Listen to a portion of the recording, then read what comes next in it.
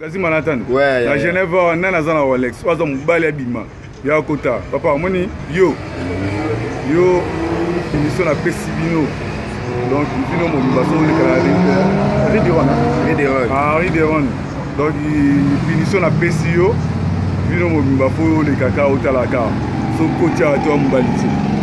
Au les gars de 40 ans. Au les gars de 45 ans. Nous avons un Rolex. Donc, c'est que. Ils ont récité, ils ont raté, ils ont Sarkozy Mtaloba, dans facture. Moi, il y a un tricage, je suis un Fred, je suis 500 balles. Je suis un tricage, je suis un bilamba. Moi, facture. Moi, catalogue à forme, catalogue à Rolex, c'est ça. Moi, coffret. Voilà, tu as ma baie. Voilà, tu as bilamba. Voilà ta blouson. Alors, Julien de Luxembourg, Hollande, voilà ta Patricia Dey. Voilà ta blouson a été. Bon, mon ma collection, vous respectez le temps.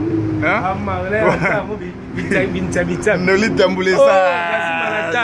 Bon, les attachés dans la vie. Ya, le bel bango si tu n'es qu'un Congo, si tu n'es qu'un Suisse. Bon, si tu n'es qu'un Suisse. Eh, si tu sais ça. Yo me beta mi comme la Ligue des Champions pour Mati. Danger. Yo beta mi suba continue na division 3. Mais yo sko mbalamo Kisasa Suisse. Ah wa mbalamo. Événement de montre. Événement ya ngo ya Rolex. Donc voilà, ngafuna zara témoin killer. Si. Moi mobali. Témoin na biso poto, témoin na biso, témoin nga sa père. Nani est-ce que papa ozana Rolex? Témoin no litam. Lexa ki mobali na. Bundagi na wa ya. Batu babundi babule pona montre. Babunda pona Rolex po wana ngote. Yo so caressa moi si na ona loboko Rolex, le poignet le plus cher de la planète. Papa. Alors ça les ondeni à Kim Prince. Ah oui, ça linga bien moro dogi montre yo. Oui kaka le sel Rolex toza na ngoya na Congo o ils en a facture. Ça fait combien? Combien combien? Ah mais on la facture. 12 800 €. Il y a TV, c'est 12 800, papa. Donc, déjà après, il y a 34 000. Non, on a piégé. Oh, il y a 50 000. Après, bon, à l'upang. Merci beaucoup. Je suis dans Luxembourg. À Kim Prince Lausanne. Gazi Manhattan. Basakana Gitro. Beaucoup bisous de Nigeria. On est là, Julien de Luxembourg. C'est belle de Boaki. On est là. Bah, on est pas sponsor à Minitio. Basola. Kitogo, yeah. Boakaya Hollanda. Ouais, la PC est montée. Je suis dans Luxembourg. Bon, à Kim Prince. Bon. Alors, token, au sein de l'émission Congo Top News. Bon, punition à Bango. Waraoui, Warano.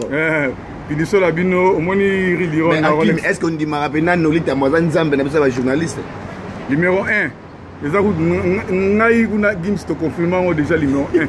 O aleki aya Alex biso ga wuta ki direct Genève ozongi Suisse, ozongi Suzuki. Donc après papa. Ya va vivre na ba musicien ba ko kangote. Kitoko. Donc merci la principauté. Kitoko. Na sepeli. Esengone la la vraiment. Européen biso. Ozolo bela ba tchatche té. Olo bela ngote parce que dans les logos est plus cher que yango. Rolex. Oui, oui, ça va tricage ici. Il y a pas tricage ici. Ba coffret yango bon, il y a pas tricage ici. Oui, ça va réalité. Mais tout le monde peut fali pour parler yango. Quand tu as polémique na falité, fali soit l'attaque yango so mo na magasin ngo na facture. Donc le one za lokuta. Te na ebité. Na ebité so ya solo so ya lokuta mais facture ne. Merci. Voilà. Balobi so solo so za lokuta facture ne awa na Rolex. Donc Hakim yango to longola rayo. O longola biso soni ya ba saper à Switzerland. Nzamba pambola yo. Mbote bele pa ya pati bo fondo le guerrier ko 12. Mwana nsemi Julien de Luxembourg. Bambote bele pa Patricia Dey.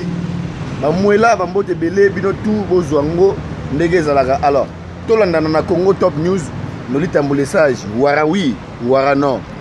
Check.